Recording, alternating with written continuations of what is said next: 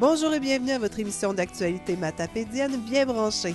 Cette semaine, dans l'édition du 8 décembre 2016, nous faisons un bref retour sur l'activité finale de la campagne de financement pour la petite Maya Santerre, le Zumba Maya. Ginette Lemieux du Comité Culture et Concertation de Sébec vous dévoile une excellente nouvelle. Stéphane Pinault fait un retour sur une formation sur le financement à laquelle plusieurs organismes de la région ont participé. Nous visitons les serres qui seront chauffées à la biomasse à Saint-Irène. Nous vous présentons un court-métrage, La forêt bas-laurentienne, qui vise à promouvoir avec fierté la forêt de notre région. Toujours en lien avec l'industrie forestière, nous rencontrons Sébastien Jean, directeur de la Serve. Du côté de Causapscal, le centre Éclosion vous ouvre ses portes. Et finalement, Michel Coutu vous présente la programmation hiver-printemps de diffusion Mordicus.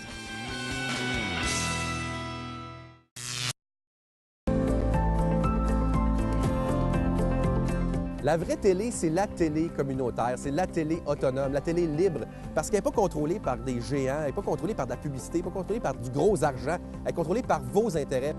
Tu veux savoir qu'est-ce qui intéresse les gens d'une place en particulier? Tu veux savoir qu'est-ce qui se passe en ce moment à Ville-Marie, dans les Basses-Laurentides? Bien, il faut que tu regardes la télé de cette place-là, puis elle est disponible sur le web à cette heure. 2 clics, tu sais ce qui se passe. Tu sais, l'avenir, là, c'est de parler des vrais enjeux, des vraies valeurs, de ce qui nous touche vraiment. Et il n'y a rien de mieux qu'un médium local pour le faire. C'est pour ça que les télécommunautaires autonomes font ce travail-là. Et puis, on parle souvent de codes d'écoute, puis tout ça. Un, les codes d'écoute sont assez bonnes. Puis deux, le qualitatif, c'est important aussi. La qualité des gens qui regardent, c'est des gens intéressés, intéressants. Pourquoi? Parce qu'on regarde notre communauté. On peut passer à la TV et parler de nos enjeux. Là, on parle des vraies affaires. On parle pas juste des Moses de vedettes de Schnout de Montréal. Non! On parle de ce qui se passe chez toi.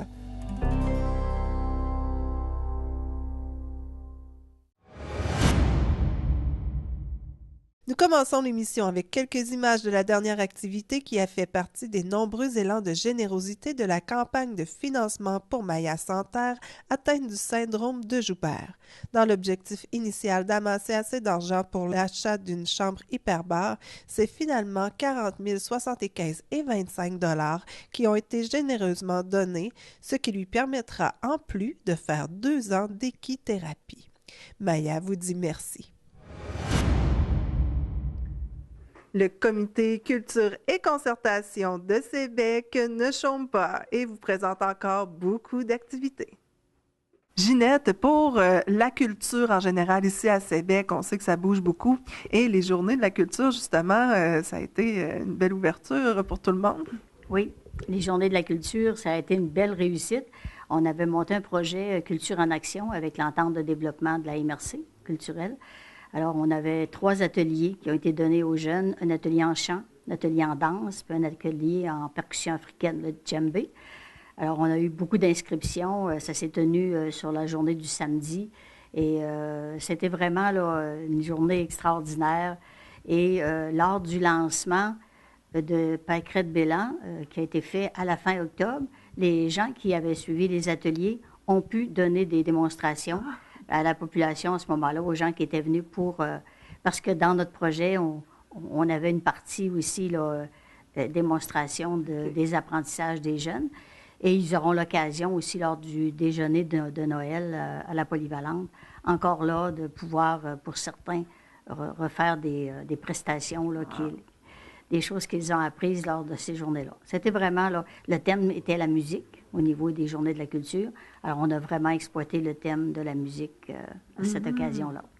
Hey, ça ouvre des portes et il y a d'autres choses là, qui est en train de s'organiser là, avec des bourses. Oui, bien, le Comité Culture et Concertation offre à chaque année 8 bourses de 50 $ aux jeunes qui suivent des cours au programme de musique, des cours en musique ou ça peut être en autre chose, pourvu qu'on est dans le domaine des arts. Et pour les jeunes qui sont à l'extérieur, on offre 2 bourses de 100 $ pour ceux qui sont en post-secondaire ou à l'université, en musique, hein, toujours dans le domaine des arts aussi. Okay. Alors, ces bourses-là sont toujours remises lors du déjeuner de Noël à la Polyvalente, puisque le programme de musique se donne à la Polyvalente. Même s'il y a des jeunes du primaire qui viennent, ils viennent après l'école aussi. Et pour s'inscrire, est-ce que c'est tel âge à tel âge? Est-ce qu'il y a des critères pour les inscriptions? C'est tous ceux qui ont suivi des cours pendant l'année 2016 Et ils doivent s'inscrire entre le 15 novembre et le 15 décembre pour la demande de bourse et ils les déposent ici à la municipalité. Et nous, on leur prépare là, un petit certificat avec ça et 50 OK. Est-ce qu'ils peuvent appeler ici aussi pour pouvoir savoir comment s'inscrire? Oui, ils peuvent appeler, mais sur le site de la municipalité, la politique de bourse du comité culture est toujours là en permanence. Et pour le comité culture, il y a d'autres choses qui se préparent aussi là, en rapport avec la gare. Bon, bien, il y a un comité provisoire qui a été mis sur pied, gare et culture, et on essaie de voir comment la gare pourrait abriter une maison de la culture. Alors, on aimerait ça que ce soit ouvert à l'année, que la gare puisse servir, étant donné que là, il sert seulement l'été. Alors, à l'année, qu'on puisse vraiment là, avoir des activités pour tous les goûts. Quand on aura décidé vraiment que ça fonctionne, eh bien, à ce moment-là, là, il y aura un comité qui se mettra sur place avec des sous-comités. Il y a déjà la Cabouse l'été, mais la gare aussi en haut. Mais tout le reste, je pense qu'on est capable d'occuper notre gare là, de belle façon. Oui. Une très belle nouvelle. Et est-ce qu'il y avait autre chose à annoncer? Je pense que ça bouillonne ici à Sébec. Bien, c'est sûr qu'il y a le comité 125e qui est en marche. En 2019, Sébec fêtera son 125e. Il y a déjà un comité central qui est formé avec quelques sous-comités déjà. Et ça va se passer au début août, sur 4 jours en 2019. Alors, là aussi, la population de Sébec, on leur demande de s'impliquer pour qu'on ait des idées de tout le monde, qu'on puisse aller chercher des clientèles de tous les âges, puisque même si on n'a pas vécu au début du siècle, je pense qu'on aime savoir qu'est-ce qui va se passer. Oui, je pense que toute la population est bien attachée à ses racines. Et puis, comment ils peuvent vous transmettre des informations, tout ça? C'est toujours au même numéro de téléphone? Oui, à la municipalité, à l'Écho québécois. Alors, on sait que l'information va beaucoup circuler par l'Écho québécois aussi, qui va dans tous les foyers et par publipostage. Alors, les gens peuvent appeler ici à la municipalité puis dire, ben moi, je suis intéressé à travailler sur le comité, exemple, patrimoine ou spectacle ou, bon, peu importe, exposition. Alors, on rappelle les coordonnées du comité culture. Alors, le comité culture et concertation, c'est le 536-5963 ou le 536-5440 ici à la municipalité. Eh bien, continuez votre beau travail. Félicitations. Merci. Laissez-vous conduire, choisissez le transport La Caravelle. C'est un service de transport dans toute la MRC de la Matapédia. C'est un moyen abordable pour se déplacer, à la fois sécuritaire et confortable. C'est un service adapté, personnalisé et courtois. Pour toute question sur l'horaire ou le fonctionnement, téléphonez notre équipe au 418 629 1502. Embarquez avec nous! Le 12 novembre dernier, les organismes communautaires de la région se sont donné rendez-vous à Matane pour en apprendre plus sur le financement. Nous en discutons avec Stéphane Pinault. Stéphane, on est ici pour parler de plusieurs ateliers qui ont eu lieu à Matane dernièrement. C'était sur le financement du communautaire. Explique-moi comment ça s'est passé. Bien, écoutez, c'était une belle activité. Ça a eu lieu le samedi le 12 novembre. C'était à Matane. On a fait comme une première, c'est-à-dire on s'est rejoints 3 MRC ensemble pour offrir une journée complète, oui, des conférences, mais des ateliers sur le financement, sur les défis, comment démystifier aussi comment ça fonctionne au niveau du financement pour les organismes. C'était à la fois pour les organisations communautaires, les organismes sans but lucratif, les comités de développement aussi qui avaient été invités. On a eu une centaine de participants. Il y a eu une quinzaine de personnes d'Amatapédia qui étaient représentées de différents organismes et tout ça. Les commentaires à la fin de la rencontre sont très, très positifs. Les gens, je pense, avaient besoin de se donner de l'information sur comment trouver des nouvelles sources de financement. On sait que c'est un élément qui est très difficile au niveau de nos organismes de réussir à assurer un financement adéquat année après année. C'est un gros enjeu pour nos organismes communautaires, pour nos organismes sans but lucratif. Donc, on voulait pouvoir faire une activité qui répondrait à leurs besoins. Donc, il y avait autant des ateliers des ateliers sur la base du financement que des ateliers sur des nouvelles tangentes, des nouveaux mouvements comme le marketing social ou comme le sociofinancement, on en entend de plus en plus parler, mais comment bien le faire? C'est quoi qu'il faut viser comme objectif quand on fait du sociofinancement? Donc, on voulait avoir une palette assez large d'ateliers pour que chacun puisse s'y retrouver. Et les conférenciers, conférencières, vraiment, c'était des gens qui étaient très impliqués là, dans le communautaire, entre autres. Oui, c'était des gens qui avaient des expertises aussi. On voulait que ce soit des gens qui viennent nous parler d'éléments bien spécifiques. On ne voulait pas avoir nécessairement des gens qui étaient extrêmement généralistes pour parler d'un petit peu tout ce qui est en lien avec le financement.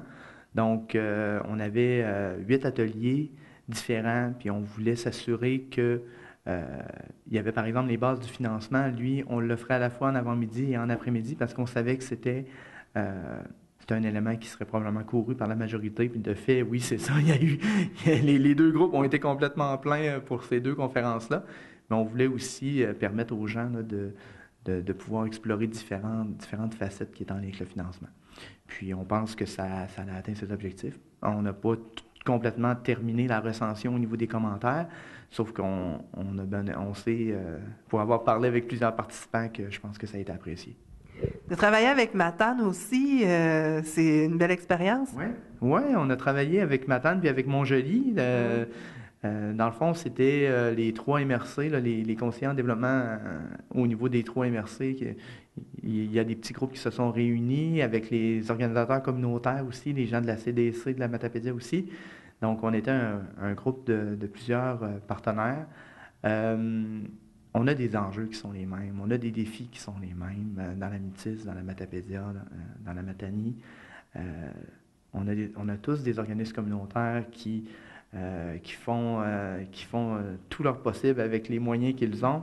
Puis on ciblait aussi nos comités de développement parce qu'on sait que des fois, pour trouver du financement pour des projets, c'est difficile parce qu'on est souvent amené à faire à chaque année les mêmes activités ou à faire les mêmes éléments pour essayer d'aller chercher du financement, mais il y a de plus en plus de groupes qui cherchent du financement, donc il y a de plus en plus de sollicitations de la même façon qui se font. Fait qu'il faut être capable d'être créatif, de distinguer, puis on voulait montrer différents modèles qui existent au niveau du Québec là, pour trouver du financement.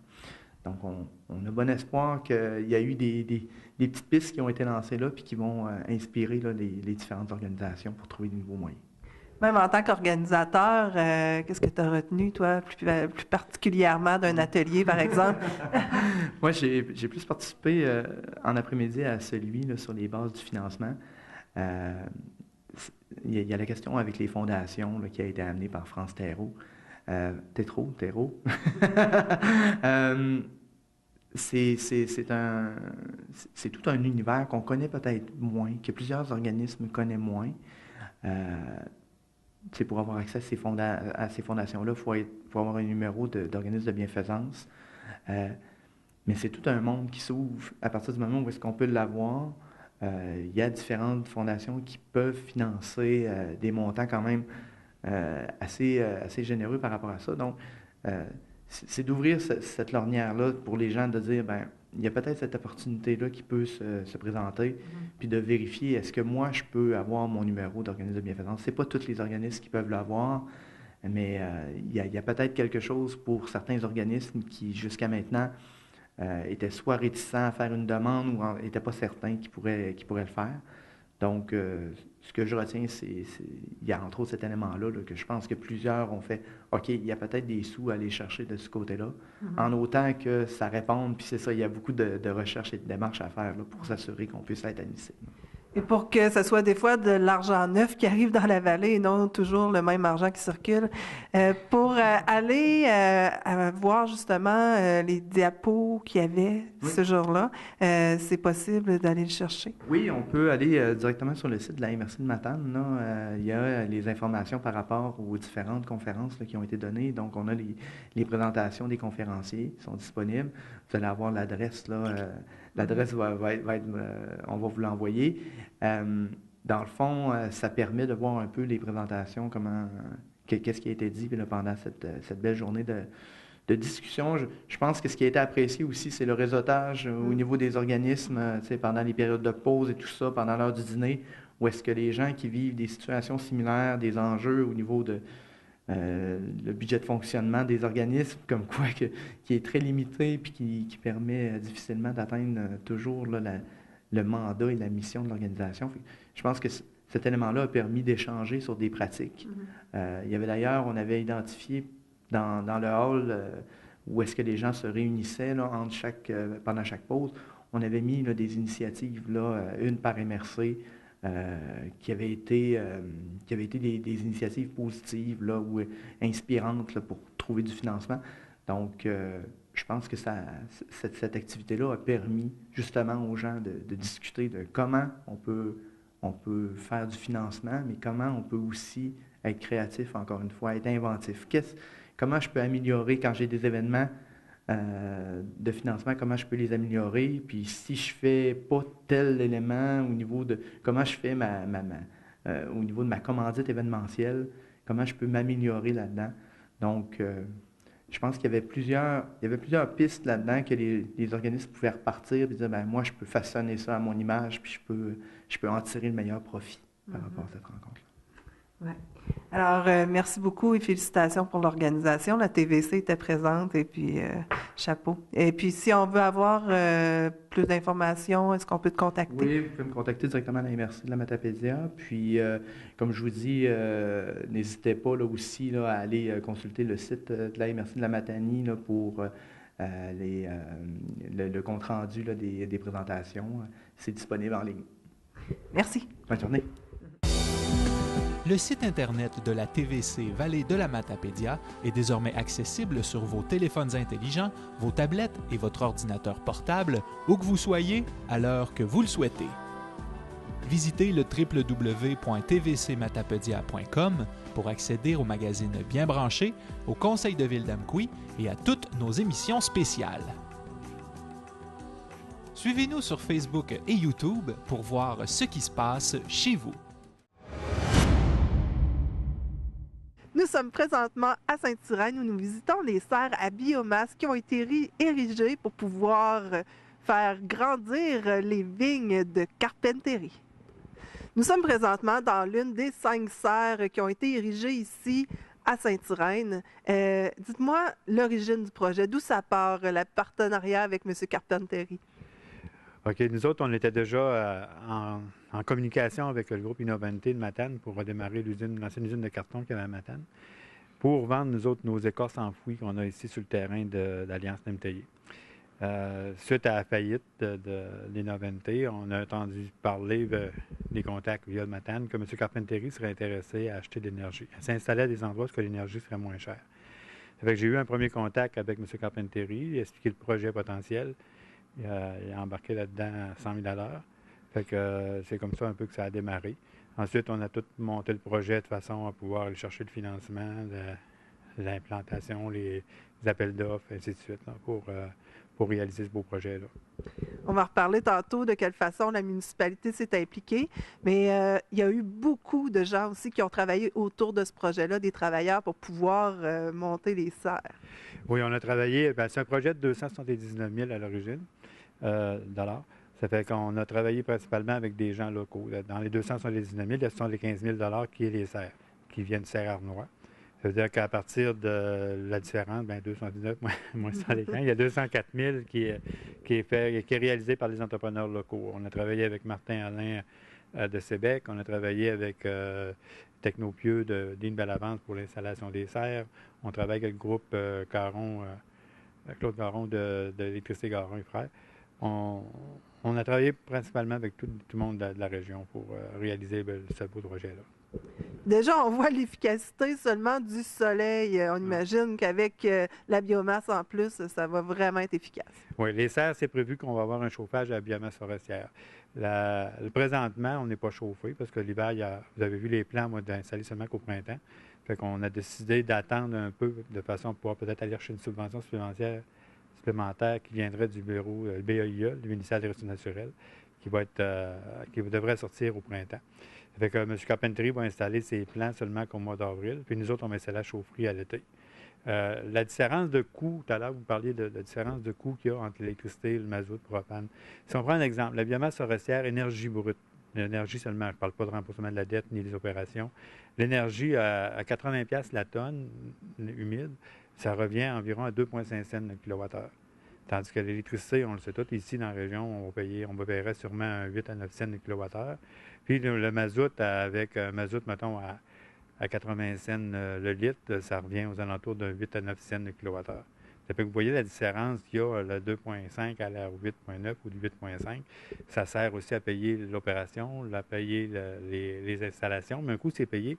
Après ça, il reste juste l'énergie à payer. Ça fait que c'est à partir de là qu'on a rencontré M. Carpentieri, puis on a fait la démonstration qu'on était capable de lui fournir de l'énergie à des prix très raisonnables. Et lui, de son côté, est-ce qu'il planifie s'installer ici pour longtemps? Est-ce qu'il y a des contrats de signés? Oui, je ne vais pas tout dévoiler l'avenir de M. Carpentieri, mais je sais qu'avec nous autres, il y a des discussions pour d'autres projets. Ça veut dire que l'installation de la chaufferie, nous autres, on a besoin de 300 kW. On installe une chaudière de 300 kW pour chauffer les 5 serres. Puis, on va avoir un brûleur. On est capable de changer le brûleur, mettre un 600 kW pour environ peut-être un 25-30 000 par après pour être capable de fournir d'autres serres. Ça fait qu'aux alentours, la ferme voisine, les terrains, on a de la place pour mettre le double et le triple, le quadruple de serre. Je sais que M. Carpentieri a des projets ambitieux à ce niveau-là. Donc, très intéressant pour Saint-Irène et puis pour vous, évidemment. En tout cas, on a bien hâte de voir tout le développement de ce projet. Oui, le but de tout ça, c'est de créer une certaine diversité au niveau de l'économie régionale. De par comment je pourrais dire, de par la réalisation de ce projet-là, on va aller chercher l'expertise d'une MRC qui est limitrophe à la nôtre, la Matanie. Avec nous autres, on est plus spécialisés dans la production d'énergétique. Ça fait qu'il y en a un qui est spécialisé en production de raisin pour faire du vin. Puis nous autres, on va venir l'assister à ce niveau-là. Puis on espère que ça va ouvrir les portes pour d'autres projets futurs. On a d'autres projets en tête, là, mais on ne peut pas les dévoiler. Mais on espère que ça va ouvrir ces portes-là pour le futur. Merci beaucoup. Merci. En tant que maire de Saint-Irène, expliquez-moi qu'est-ce que ça représente pour vous un projet comme ça? Bien, c'est très important au niveau du développement de la municipalité. C'est sûr qu'on n'est pas une municipalité parce que les entrepreneurs se garochent pour venir investir. Donc, c'est important qu'on prenne le leadership. C'est pour ça qu'on a investi avec Alliance forestière d'Emtaillé dans ce projet. Puis, on espère avoir d'autres développements. Oui, parce que vous avez choisi justement de pouvoir investir dans ce projet-là. C'est quand même beaucoup d'énergie et d'argent aussi. Oui. C'est beaucoup d'énergie, beaucoup d'argent, mais c'est une belle complicité, comme Renaud l'expliquait tantôt aussi, avec un entrepreneur de la Matanie. Donc, c'est inter-MRC. C'est déjà plaisant, c'est un beau projet. Puis je sais que M. Carpentieri a d'autres projets aussi de développement. Puis nous autres aussi, de notre côté, on pense à des choses aussi. Ça fait que je pense qu'il y a un beau futur là-dessus. Ah oui. Et merci beaucoup. Merci. Maintenant, on va parler un petit peu du fonctionnement. Comment ça va se passer, là, les tuyaux, tout ça, pour chauffer les serres? OK. Au niveau de transfert thermique, il est fait avec partir d'une chaufferie à biomasse qui va être installée au garage. Ici, en arrière, on voit, c'est la salle mécanique. C'est là que le tuyau d'eau chaude arrive. Puis, à partir de cette salle-là, on distribue à chacune des serres par un réseau souterrain l'énergie thermique pour chauffer les serres. La chaufferie, les tuyaux souterrains, c'est tout fourni par PGR. C'est une entente d'environ 114 000 c'est important, c'est local. Ça fait que ça va être une belle expertise pour eux autres. Puis, à même la salle mécanique va avoir une station météo pour être capable d'ouvrir automatiquement les côtés des serres en fonction du taux d'humidité, la chaleur qu'il va y avoir, de façon à mieux contrôler la croissance des plants de raisin qu'il va y avoir dans les serres. Vraiment à la fine pointe de la technologie. Ah oui, on est connecté, ça va être connecté sur Internet, on va avoir des lectures à distance, tout est fait en fonction d'avoir un bon produit de qualité et en quantité. Quand le tas de compost devient inaccessible, on remplit le bac brun. Voici quelques conseils pour l'utiliser efficacement durant l'hiver. Mettez du papier journal ou du carton au fond du bac roulant pour éviter que les matières ne collent au contenant. Videz votre bac de cuisine dans un sac de papier. Utilisez votre bac à tous les jours durant la saison froide. N'oubliez pas que les cendres ne doivent jamais aller au bac brun. Pour plus d'informations ou pour d'autres astuces, visitez le site Internet de votre MRC.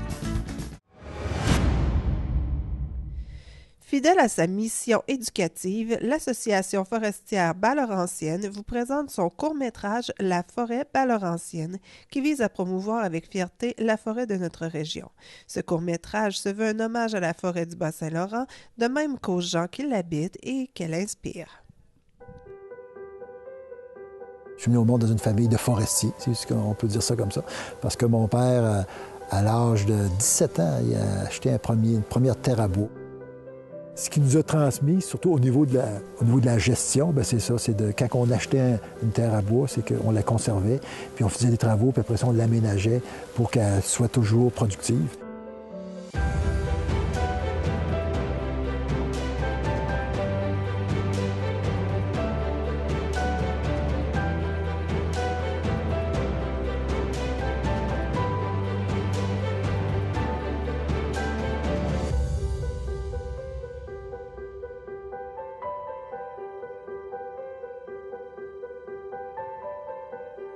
Quelque part, on a besoin du bois, on a besoin de ce que produit la forêt.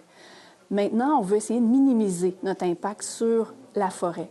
On va observer la nature, puis on va essayer de faire pareil, en faisant cohabiter nos besoins avec les besoins de la forêt. La question n'était pas de faut couper ou faut pas couper. La question est comment on va couper. L'industrie a besoin d'avoir une certification environnementale, donc doit faire preuve qu'elle a des bonnes pratiques forestières d'un point de vue environnemental. On a un des régimes forestiers les plus avant-gardistes au monde.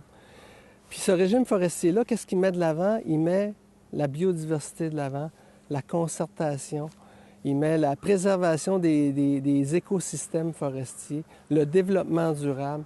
La forêt qui va suivre après, elle répond à tous les besoins écologiques. Donc, c'est important de trouver cet équilibre-là au niveau de l'aménagement forestier. Puis au Bas-Saint-Laurent, on a réussi à trouver cet équilibre-là. Mais de la manière dont on le fait, c'est fait de façon durable. On ne surexploite pas la forêt. Donc, vous savez, il y a un calcul de possibilités qui permet de déterminer combien de bois on peut récolter chaque année. Et là, évidemment, toute la gestion forestière, les calculs de possibilités forestières le disent. Vous ne pouvez pas récolter plus que tant. Vous devez respecter ces contraintes-là. Donc, c'est très, très encadré. En général, au Canada, on n'est pas en déforestation. La déforestation veut dire qu'on prend une superficie qui est forestière, on coupe, puis après ça, ce qui vient après, on va par exemple la transformer en agriculture. Oui, le reboisement, c'est une possibilité, mais ce qui est encore mieux, c'est imiter les processus naturels le mieux possible pour que la forêt se régénère d'elle-même. Le bois, c'est le matériau écologique par excellence. Le bois séquestre du carbone, donc comme outil pour combattre les changements climatiques, comme moyen naturel qui est là, qui est à notre portée. C'est fantastique. Plus on va remplacer d'acier puis de béton dans des structures, dans des constructions, plus on remplace quelque chose qui émet du carbone, du béton, de l'acier pour le produire, on le remplace par quelque chose qui prend du carbone de l'atmosphère puis qui le séquestre. Si on laisse trop vieillir une forêt, les arbres tombent puis se dégradent. C'est correct pour la biodiversité. Mais si on laisse faire ça dans toutes les forêts, le carbone qui était stocké dans l'arbre va retourner dans l'atmosphère. On dépend de la forêt. L'air qu'on respire vient de la photosynthèse de ces arbres-là. L'eau qu'on boit, si on est capable au Bas-Saint-Laurent de faire un trou dans le sol puis d'avoir une eau de qualité, ou de prendre même l'eau directement de certaines rivières, c'est parce qu'il y a des bassins versants qui sont forestiers puis qui filtrent cette eau-là. Ça, c'est des services écologiques.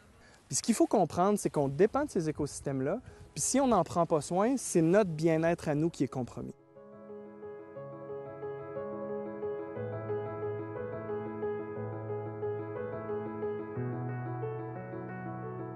Au fond, je suis venu au monde là-dedans, puis c'est comme naturellement, j'ai gagné ma vie là-dedans, j'ai passé ma vie en forêt.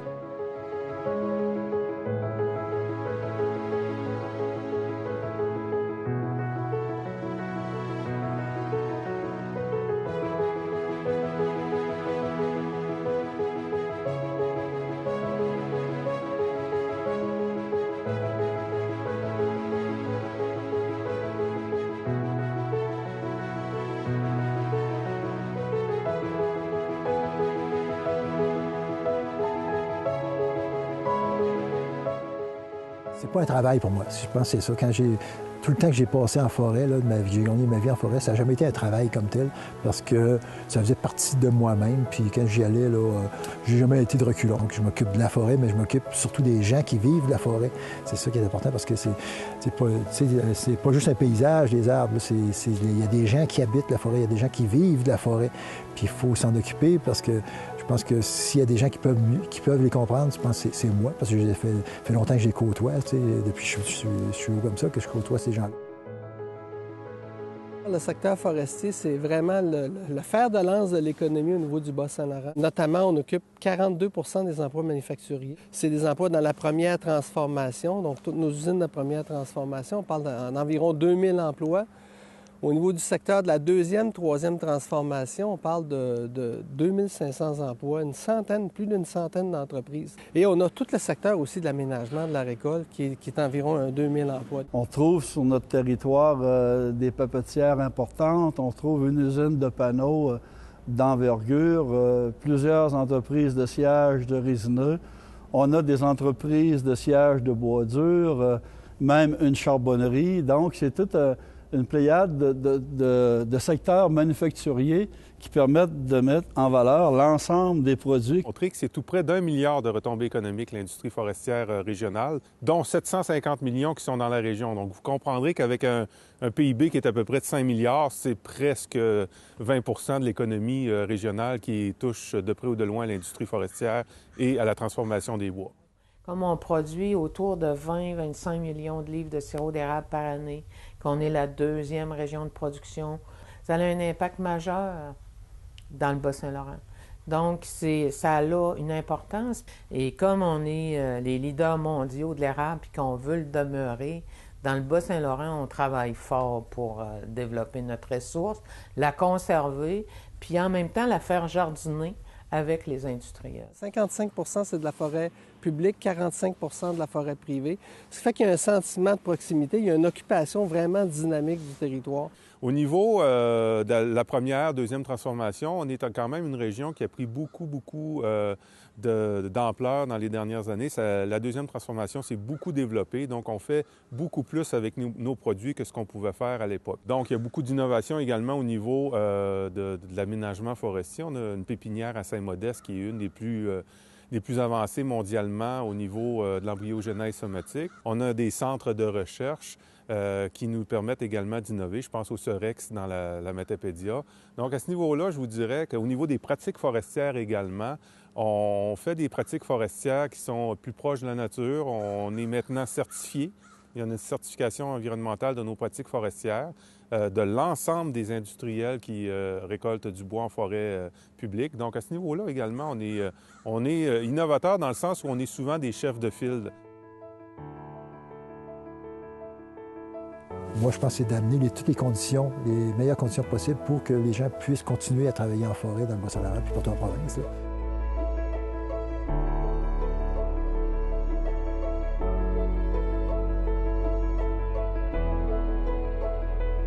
C'est pas évident de faire reconnaître ça aux gens, à tout le monde qui habite le Québec, l'importance de la forêt. Nous, on le sait, c'est intrinsèque, on le sait, que ça crée de la richesse, ça crée des emplois, c'est bon pour la planète parce qu'on cultive notre forêt. Quand on coupe un arbre, pour donner la place aux autres de pousser.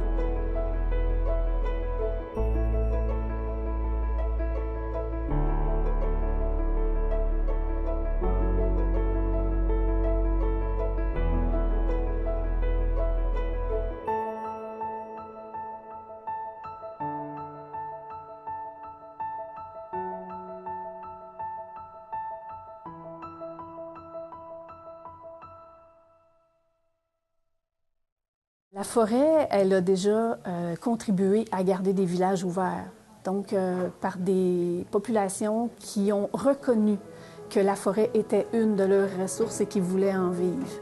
Et je pense que ça continue. Ce que j'aimerais, c'est que les Bas-Laurentiens soient fiers de leur forêt, soient fiers de ceux qui y ont travaillé, que ce soit des gens, que ce soit des travailleurs forestiers qui y travaillent, que ce soit nos techniciens forestiers, que ce soit nos propriétaires forestiers, nos ingénieurs.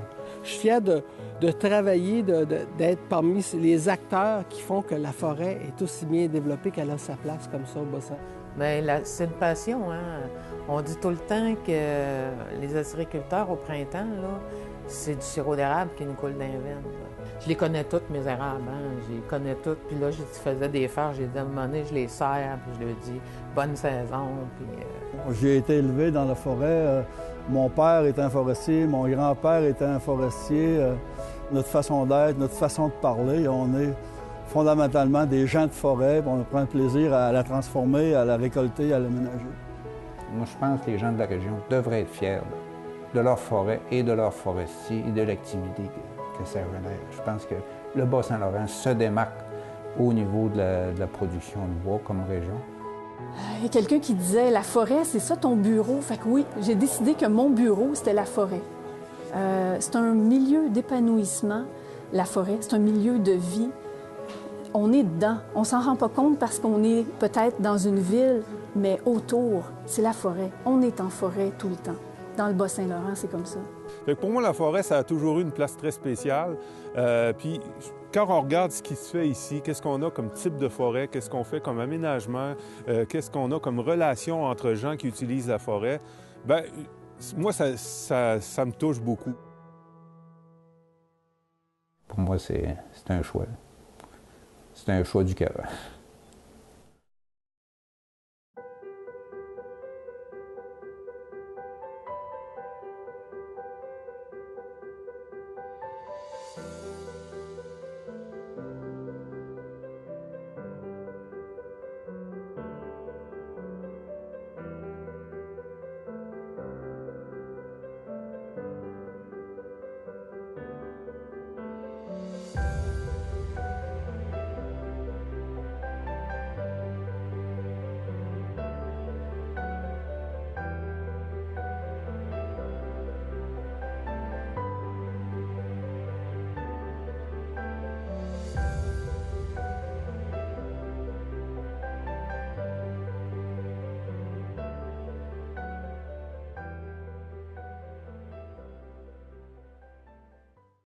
Vous voulez offrir un cadeau original à vos proches ou à vos employés? Démontrez-leur que vous voulez passer du bon temps avec eux en leur offrant des billets pour vous accompagner à l'événement bénéfice 20 fromages de la TVC.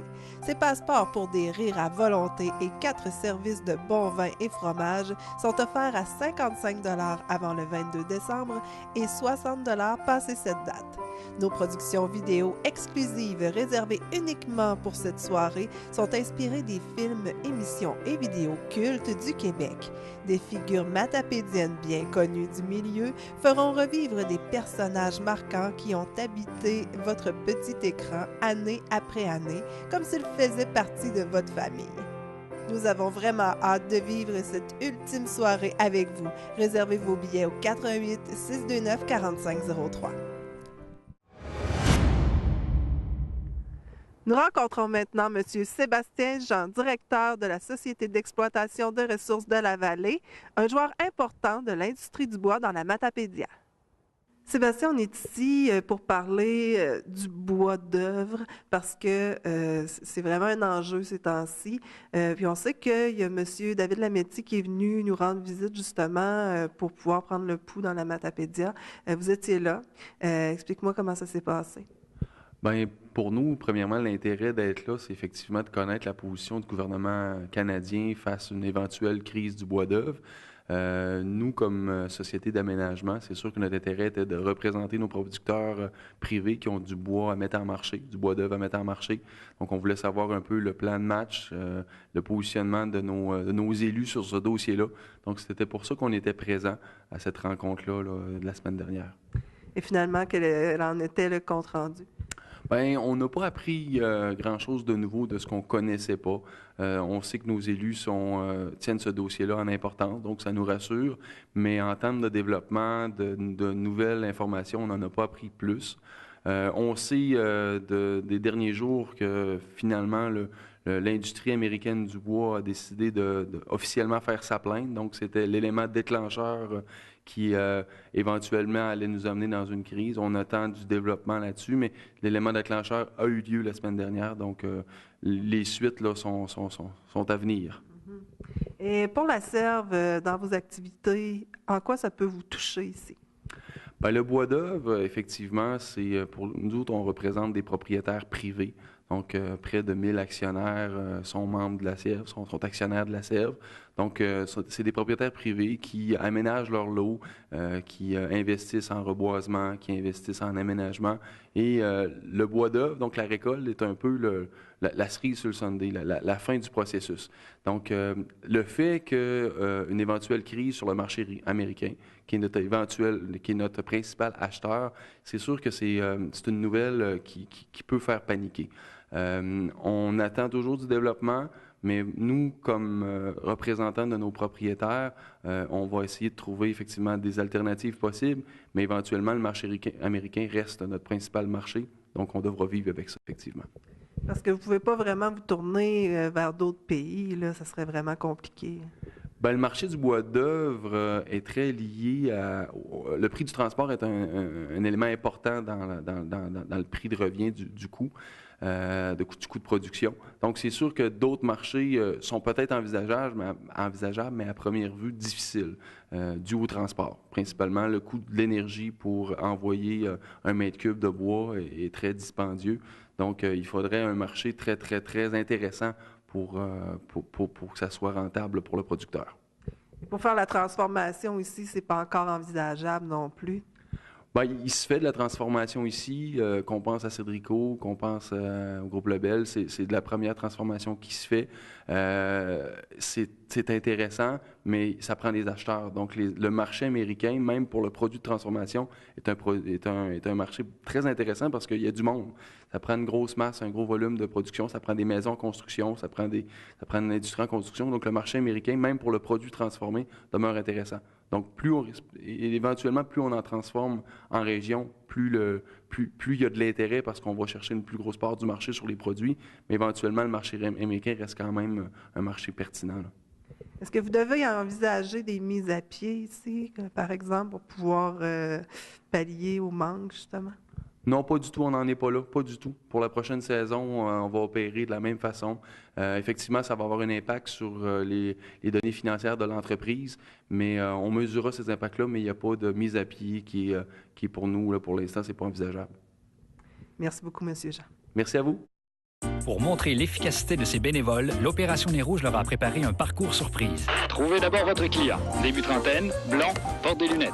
Est-ce qu'un reine est considéré comme un homme? Petit détail, ses clés d'auto sont tombées dans la neige. Et maintenant, raccompagnez-le à la maison. À l'Opération Nez Rouge, on est toujours à vos côtés pour bien rentrer. Dans le temps des fêtes, appelez un ami, un taxi ou l'Opération Nez Rouge. Voisin du marché Richelieu à Causa-Abscal, le Centre Éclosion vous ouvre ses portes le 16 décembre prochain. Le Centre Éclosion a ouvert ses portes le 6 juillet 1999 et son mandat consiste à offrir aux jeunes de la MRC de la Matapédia, de niveau primaire jusqu'aux jeunes adultes, un lieu de rassemblement pour vivre des projets éducatifs soutenus par des adultes, intervenir dans tous les domaines reliés à la criminalité, briser l'isolement social et aider au développement des habiletés des personnes démunies des environs et agir comme lieu de rencontre et d'information pour les autres organismes du milieu. Dernièrement, des rénovations ont été exécutées et le conseil d'administration vous invite à venir constater les magnifiques changements le 16 décembre prochain vers 14h30. Pour plus d'informations, vous pouvez les contacter au 88 756 37 44. Vous aimeriez gagner jusqu'à 1 000 $ en regardant la télévision dans le confort de votre foyer? Jouez au télébingo de votre télévision communautaire tous les dimanches 12h30. Une agréable façon de soutenir le seul média télé 100% matapédien. Pour information, téléphonez au 88 629 45 03 ou consultez le www.tvcmatapedia.com. C'était le lancement de la programmation hiver-printemps de Diffusion Mordicus qui se passait hier. Et maintenant, c'est Michel Coutu qui vous la présente. Michel, c'était ton lancement hier soir pour ta programmation. Dis-moi, c'est quoi qui nous attend là, prochainement? Le lancement, justement, a lieu et ça a été tout à fait extraordinaire. Beaucoup de monde aussi. On a eu une super nouvelle prestation de Guylaine Tanguay. Et les gens ont pu voir, écoute, c'est presque 50 artistes qui vont fouler la scène de la salle Jean Cossette. On a une trentaine de spectacles. C'est vraiment, vraiment extraordinaire. Bon, on a vu Guylaine Tanguay, donc on va en parler tout de suite. 29 janvier prochain, c'est un dimanche soir. Guylaine Tanguay va s'arrêter ici avec La Fièvre du Country. C'est le même show qu'elle a donné au Casino du Lac-Lémé à Gatineau. Donc, c'est la grosse production. Ce n'est pas seulement Guylaine Tanguay toute seule. Elle aura un invité avec elle. Et les danseurs, les danseuses, c'est beaucoup de musiciens aussi. Donc, ça va être un show à grand déploiement qu'on amène ici pour gâter les amateurs de country. On le sait, Guylaine Tanguay est la chanteuse numéro 1. Elle est encore au top 10. Elle est numéro 1 dans le top 10 des meilleures ventes au Canada. Elle bat tous les records de vente présentement. Donc, on est très chanceux de l'avoir. Et c'était une collaboration. Évidemment, ce spectacle-là est donné en collaboration avec le 20e anniversaire de Fort Cozap. Donc, c'est un rendez-vous dimanche 29 janvier.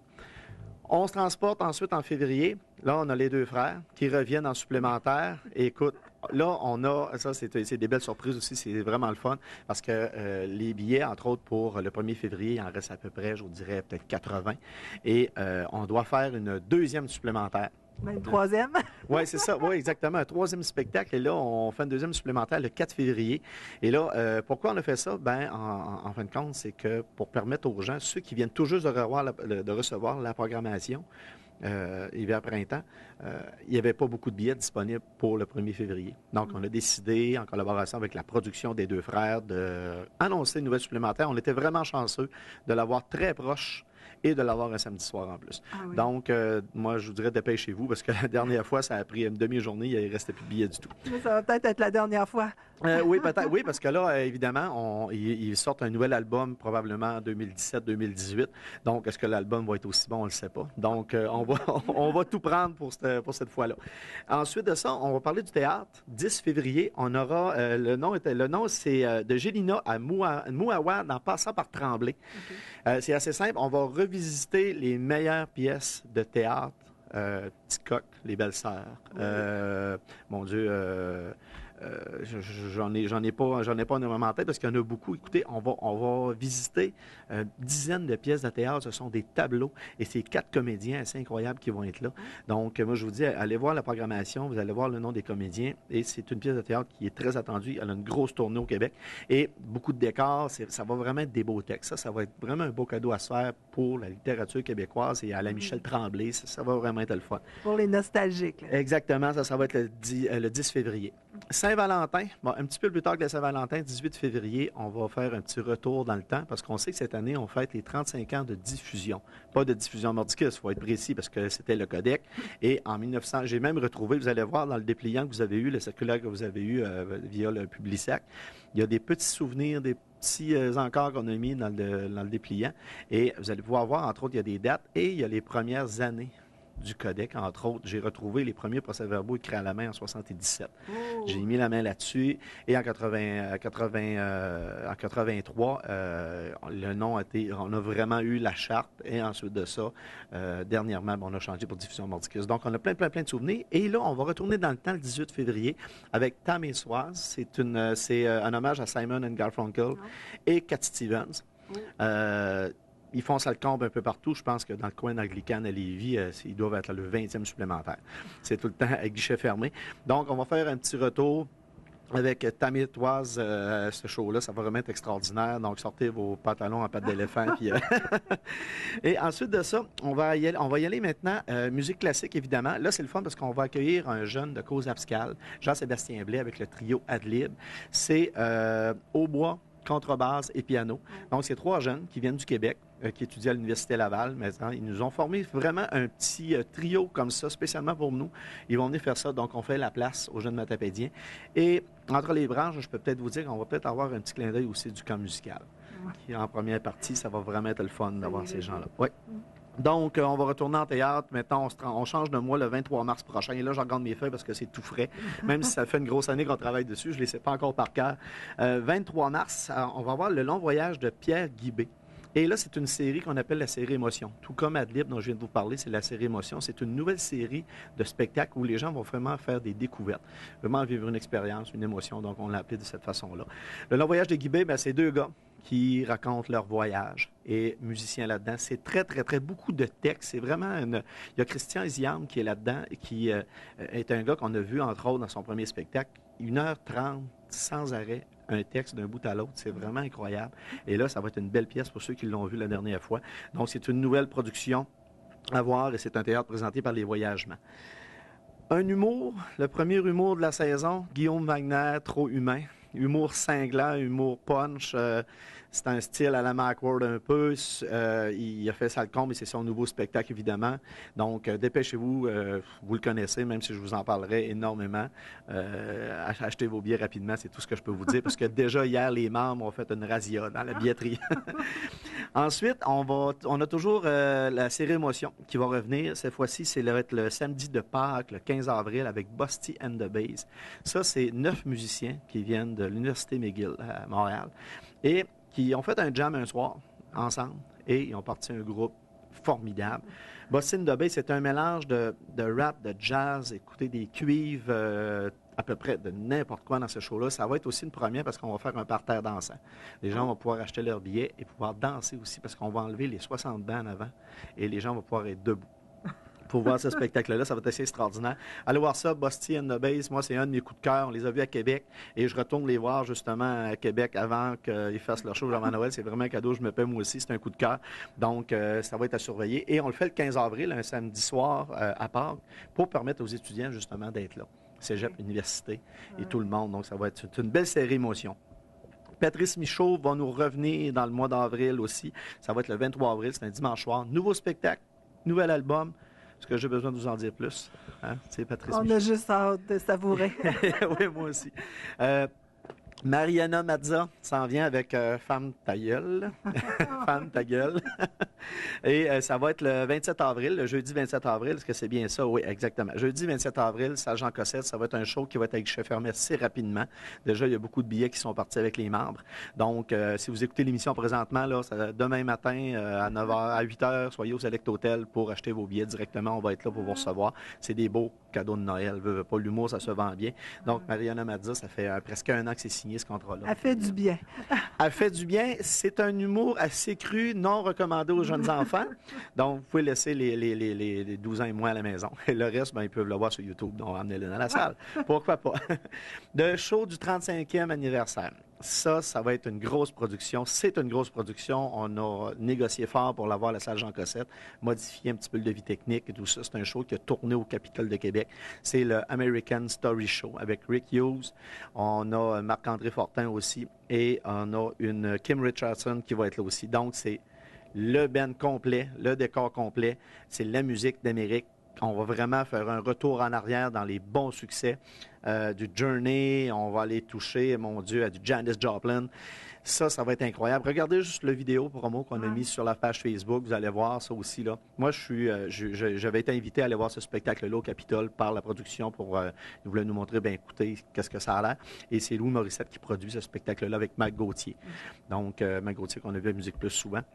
Donc, c'est American Story Show. Dépêchez-vous parce que ça va sortir aussi assez vite.